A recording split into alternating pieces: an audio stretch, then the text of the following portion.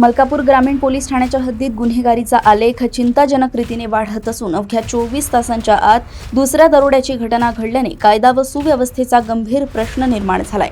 काटी गावात झालेल्या दरोड्यात रायसिंग सीताराम सोळंकी यांची हत्या झाल्याची घटना ताजी असतानाच 10 ऑगस्ट रोजी मध्यरात्री धानोरा येथील राष्ट्रीय महामार्ग क्रमांक 53 ला लागून असलेले सागर कोल्हे यांचे किराणा दुकान अज्ञात दरोडेखोरांनी फोडले।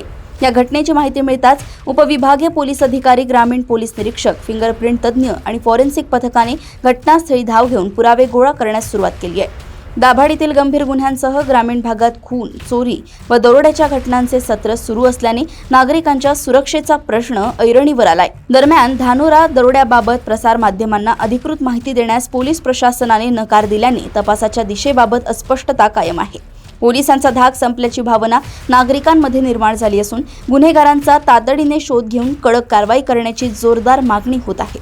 मलकापूर येथून अनिल कुमार गोठे यांची रिपोर्ट। नमस्कार, आज आम्ही मलकापुराजवळ धानोरा गावामध्ये आलेलो आहे। काल काटी गावामध्ये दरोडा पडला, त्या ठिकाणी एक खून झाला आणि आज मलकापुरामधल्या एकदम जवळ असलेलं धानोरा गाव, या गावामध्ये सुद्धा दरोडा पडलेला आहे।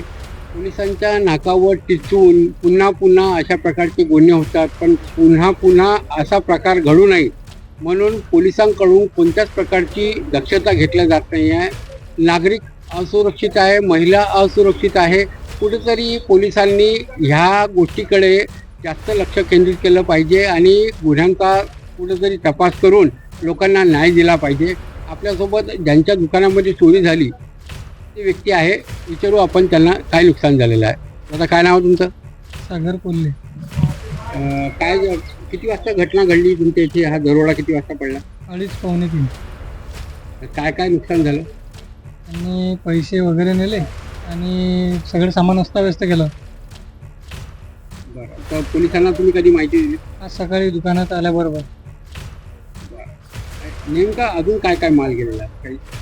आता सध्या तरी आम्ही ते आतमध्ये पूर्ण गेलो नाही, ते त्यांनी आम्हाला सांगितलं की आतमध्ये जाऊ नका, आम्ही ते फिंगरप्रिंट वगैरे घेतो, पण आतमध्ये आम्ही काही गेलो नाही। आम्हाला कॅमेऱ्यामध्ये पाहिल्यावर त्यांनी तो जो समजा पैशाचे ड्रॉप होता तो ड्रॉप काढलेला आहे आणि त्यातले पैसे पूर्ण चोरून नेले। तर या गावामध्ये फक्त तुमच्या एकट्याच्याच घरी येते? हां, सध्या तरी आम्हाला माहीत पडलं म्हणून आम्ही सांगितलं। गावात तर काही सध्या दिसत नाही।